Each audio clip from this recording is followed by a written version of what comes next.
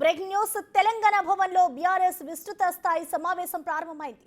తెలంగాణ భవన్లో కేసీఆర్ అధ్యక్షతన ఈ భేటీ జరుగుతోంది. ఎమ్మెల్యేలు, మాజీ ఎమ్మెల్యేలు, ఇన్ఛార్జీలతో పాటు 400 మంది ప్రజా ప్రతినిధులకు ఆహ్వానాలు పంపించారు. ఇప్పటికే నేతలు చేరుకుంటున్నారు. పార్టీ నిర్మాణం, కమిటీల ఏర్పాటు, లోకల్ ఎన్నికలపై దిశానిర్దేశం చేస్తారు. దీంతో పాటు ఏప్రిల్లో భారీ బహిరంగ సభ నిర్వహించే ఆలోచనలో ఉంది బీఆర్ఎస్. వచ్చే నెలలో కేసీఆర్ అమెరికా వెళ్తారు. మనవడు హిమాంశును చూసేందుకు వెళ్తున్న ఆయన కొన్ని రోజుల పాటు అక్కడే ఉంటారు.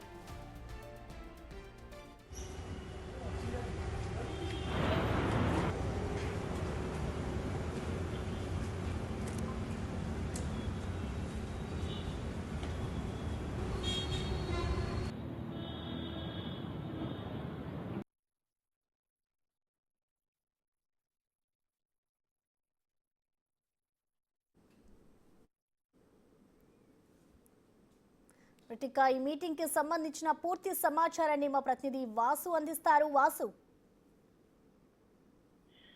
ప్రసన్న, కొద్దిసేపటి క్రితమే బీఆర్ఎస్ అధినేత కేసీఆర్ అధ్యక్షతన ప్రారంభమైనటువంటి విస్తృత సమావేశం స్టార్ట్ అయింది. అయితే దీనికి సంబంధించి చాలా కీలక నేతలు కూడా హాజరయ్యారు. కేసీఆర్ రాక సందర్భంగా కూడా చాలా పెద్ద ఎత్తున తరలివచ్చినటువంటి బీఆర్ఎస్ కార్యకర్తలు సీఎం అంటూ నినాదాలు చేశారు. ఆ పార్టీ ప్రధాన కార్యదర్శి రావుల చంద్రశేఖర్ రెడ్డి, రాజ్యసభ సభ్యులు కేసీఆర్ కు స్వాగతం పలికారు. అయితే ఈ రోజు జరిగేటువంటి విస్తృత సమావేశానికి సంబంధించి కూడా కీలక అంశాలపైన ప్రస్తావనకు వచ్చే అవకాశం ఉంది. దాదాపు 6 నెలల తర్వాత తెలంగాణ భవన్ కు కేసీఆర్ రావడం జరిగింది. 14 నెలలుగా ఆయన ఫామ్ హౌస్ కే పరిమితం అయ్యారు. ఈ రోజు ఒక కార్యవర్గ విస్తృత సమావేశానికి సంబంధించి కూడా 400 మందిని ఆహ్వానం పలికారు. ఓన్లీ ఆహ్వానం ఉన్న వారిని మాత్రమే లోనికి ఆలోచిస్తారు. వీరిలో పార్టీ ఎంపీలు, ఎమ్మెల్యేలు, ఎమ్మెల్సీలతో పాటు మాజీ మంత్రులు, మాజీ ఎమ్మెల్యేలు కూడా హాజరయ్యారు. మాజీ కార్పొరేషన్ చైర్మన్ తో పాటు డిసిసిఎం చైర్మన్లు కూడా హాజరయ్యారు. అదే ప్రధానంగా ఈ రోజు జరిగే కార్యక్రమానికి సంబంధించి కూడా కింది స్థాయి నుంచి, అంటే గ్రామీణ స్థాయి నుంచి కూడా రాష్ట్ర స్థాయి వరకు కూడా మొత్తం పార్టీని ఏ విధంగా ముందుకు తీసుకెళ్లాలి, పార్టీని ఏ విధంగా బలోపేతం చేయాలి అన్న అంశాలపైన కేసీఆర్ దిశానిర్దేశం చేయబోతున్నారు. ఈ యొక్క కార్యక్రమానికి సంబంధించి కూడా కేటీఆర్ తో పాటు కవిత, హరీష్ రావుతో పాటు సవితేంద్రారెడ్డి లాంటి కొంతమంది సీనియర్ లీడర్లు కూడా హాజరయ్యారు. అయితే మరోపక్క బీఆర్ఎస్ పార్టీకి సంబంధించి 25 సంవత్సరాలు పూర్తి చేసుకోబోతున్న నేపథ్యంలో కూడా సిల్వర్ జూబ్లీ వేడుకలు కూడా ఘనంగా నిర్వహించాలి. జిల్లాల వ్యాప్తంగా కూడా మీరంతా నాయకత్వం వహించి ఏదైతే కాంగ్రెస్ పార్టీకి వ్యతిరేకంగా ఏ విధంగా పోరాటం చేయాలి అన్న అంశానికి సంబంధించి కూడా ఆయన దిశానిర్దేశం చేయబోతున్నారు. గ్రామ స్థాయి నుంచి రాష్ట్ర స్థాయి వరకు కమిటీలు ఏర్పాటు చేసి శిక్షణా కార్యక్రమాలు కూడా ప్రారంభించాలని కూడా ప్రకటించే అవకాశం కనిపిస్తుంది. ఆ లోకల్ బాడీ ఎన్నికలకు సంబంధించి పార్టీ క్యాడర్ ను ఏ విధంగా సమాయత్తం చేయాలి, ఏ విధంగా గ్రామ పంచాయతీతో పాటు జెడ్పీటీసీ, ఎంపీటీసీ ఎన్నికల్లో ఎలా గెలవాలి అన్న అంశానికి వ్యూహరచన చేయాలని కూడా కేసీఆర్ దిశానిర్దేశం చేసే అవకాశం కనిపిస్తుంది. గులాబీ క్యాడర్ ను కాంగ్రెస్ ప్రభుత్వం ప్రజా వ్యతిరేక విధానాలకు ఏ విధంగా పోరాటం చేయాలి అన్న దానిపైన క్యాడర్ ను సంసిద్ధం చేసేటువంటి యోచనలో కేసీఆర్ ఉన్నారు. అయితే ప్రధానంగా ఈ నెలాఖరులో భారీ బహిరంగ సభకు సంబంధించి అటు ఇటీవల కాలంలో కేసీఆర్ ఎక్కడ కూడా జనంలోకి రానటువంటి నేపథ్యంలో కూడా స్థానిక ఎన్నికల దృష్టిలో పెట్టుకొని కూడా ఒక భారీ బహిరంగ సభ ప్లాన్ చేస్తా ఉన్నారు. దానికి సంబంధించి కూడా ఎలాంటి కార్యాచరణ రూపొందించాలి, సుమారు 5 లక్షల మందికి పైగా వచ్చే విధంగా ఆ సభను సక్సెస్ చేసే విధంగా ముందుకు వెళ్లాలని కూడా పార్టీ క్యాడర్ కు దిశానిర్దేశం చేసే అవకాశం అయితే కనిపిస్తా ఉంది. ఇక ఇటీవల కాలంలో రుణమాఫీ, రైతు భరోసా సంబంధించిన అంశాలపైన కూడా ప్రజల్లో వస్తున్నటువంటి రెస్పాన్స్ ఎలా ఉంది, ప్రభుత్వ పథకాలపైన ప్రజల తీరు ఎలా ఉందన్న అంశాన్ని కూడా నాయకుల్ని అడిగి తెలుసుకునే అవకాశం కనిపిస్తా ఉంది. ఇక హైదరాబాద్ లో ప్రధానంగా చూసినట్టయితే హైదరాబాద్ లో ఉన్నటువంటి పార్టీ పరిస్థితులు ఏంటి, మరోపక్క హైడ్రాకు సంబంధించినటువంటి వ్యవహారం పైన నగద ప్రజల్లో ఉన్నటువంటి అభిప్రాయాలు ఏంటి, మరోపక్క కొన్ని కీలక అంశాలపైన అంటే పరిశ్రమలు, పెట్టుబడులకు సంబంధించినటువంటి వ్యవహారంలో ఏ విధంగా కాంగ్రెస్ పార్టీ ముందుకెళ్తుంది, ఉద్యోగాలకు సంబంధించి ఎలా ముందుకెళ్తుంది, వీటన్నిటినీ కూడా చర్చించే అవకాశం ఉంది. సుదీర్ఘంగా దాదాపు 5 గంటలకు పైగా 5.5 గంటల వరకు కూడా కొనసాగే అవకాశం కనిపిస్తుంది. కేసీఆర్ ఎప్పటి వరకు ఇక్కడే ఉంటారు. ప్రస్తుతం పూర్తి స్థాయిలో కూడా పార్టీ క్యాడర్, సోషల్ మీడియా వ్యవహారాలు ఇవన్నీ కూడా చర్చకు వచ్చే అవకాశం ఉంది. ఎలాగైనా సరే బీఆర్ఎస్ పార్టీ స్థానిక ఎన్నికల్లో సత్తా చాటుకునే విధంగా క్యాడర్ ముందుకు వెళ్ళాలి అన్న అంశం పైన కూడా సంస్థాగత ఎన్నికల్లో ఖచ్చితంగా వాసు, అంటే ఇప్పుడు ఎమ్మెల్సీ ఎన్నికలు ఉన్నాయి. దీనికి సంబంధించి ఇప్పటి వరకు కూడా కేసీఆర్ అధికారం కోల్పోయిన తర్వాత ఒక్కసారి కూడా ఇటు పార్టీ నేతలతో మాట్లాడలేదు. సో మరోవైపు ఇటు చూసుకుంటే ఇటు అమెరికా కూడా వెళ్తున్నారు.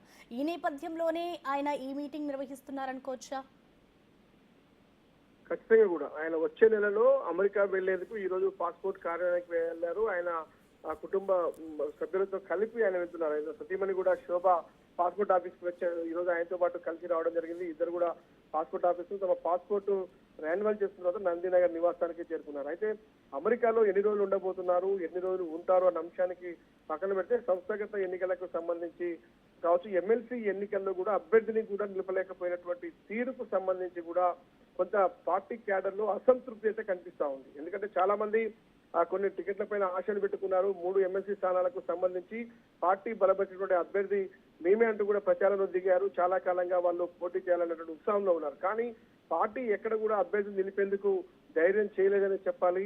ఎందుకంటే ఎంపీ ఎన్నికల నేపథ్యంలో కూడా అన్ని స్థానాల్లో ఓడిపోయినటువంటి బీఆర్ఎస్ పార్టీ ఎమ్మెల్సీ స్థానాల్లో కూడా ఓడిపోతే పరుగు పోతుందన్న ఉద్దేశంతో కూడా కేవలం లోకల్ బాడీ ఎన్నికలపైనే గ్రామీణ స్థాయి సంబంధించినటువంటి వాళ్ళ ఓట్లపైనే ఆశలు పెట్టుకొని కూడా జెడ్పీటీసీ, ఎంపీటీసీ, సర్పంచ్ ఎన్నికల్లో ఖచ్చితంగా కూడా, ఎందుకంటే కాంగ్రెస్ పార్టీ ఒక పక్కన ఇప్పటికే అన్ని కూడా 90% పైగా ఇనానిమస్ గా గెలవాలి అన్నటువంటి ఆదేశాలు ముఖ్యమంత్రి రేవంత్ రెడ్డి జారీ చేసిన నేపథ్యంలో కూడా ఇనానిమస్ గా ముందుకు వెళ్ళాలి, పూర్తిగా 90% సీట్లు కాంగ్రెస్ పార్టీ గెలుచుకోవాలని కూడా ఇప్పటికే రేవంత్ రెడ్డి పిలుపునిచ్చారు. ఈ నేపథ్యంలోనే కేసీఆర్ కూడా ఎట్టి పరిస్థితుల్లో స్థానిక ఎన్నికల నుంచి మనం బలోపేతం కావాల్సిన అవసరం ఉంది. ఇప్పటికే దాదాపు 1.5 సంవత్సరాల పూర్తవుతున్న నేపథ్యంలో ప్రభుత్వాన్ని కోల్పోయినటువంటి పరిస్థితుల్లో కూడా పార్టీ అంటే, ఎందుకంటే కేటీఆర్ సారథ్యంలో ఇప్పటిదాకా వివిధ జిల్లాల్లో అనేక కార్యక్రమాలు వస్తా ఉన్నారు. ఆయన పూర్తిగా పార్టీ క్యాడర్ ను బలోపేతం చేసే ప్రయత్నాలు సాగిస్తా ఉన్నాడు. కానీ ఎమ్మెల్సీ ఎన్నికల్లోనే అభ్యర్థి నిలబడలేకపోయారు, ఎంపీ ఎన్నికల్లో ఓడిపోయారు. కాబట్టి ఏకంగా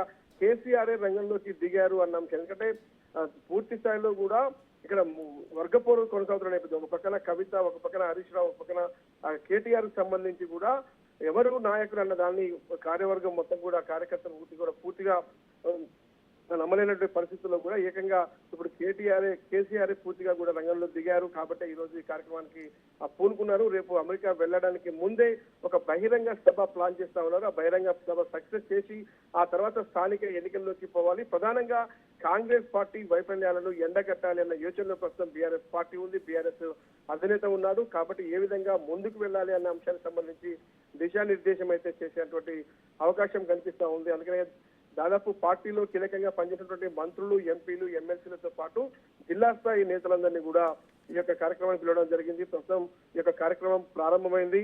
కేసీఆర్ రాక సందర్భంగా కార్యకర్తల హడావుడి, నాయకుల హడావుడి చేశారు. సీఎం అంటూ నినాదాలు చేస్తున్న నేపథ్యంలో కొంత అసహనం కూడా వ్యక్తం చేశారు.